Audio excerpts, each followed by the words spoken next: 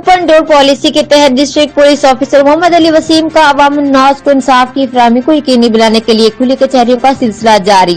Report कर रहे हैं ब्यूरो चीफ राना एडी प्रिंस। जी, तालीमी सरगर्मियां जारी रखने पर मिशाल मसाली स्कूल 5 कसी सील।